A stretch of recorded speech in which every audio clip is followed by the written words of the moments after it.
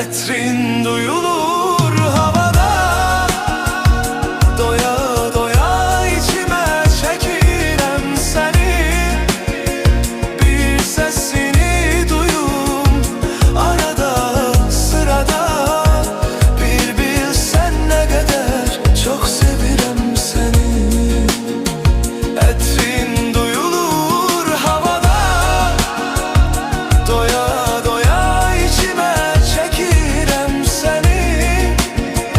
Bir sesini duyum arada sırada, bir bilsen ne kadar çok sevirem seni.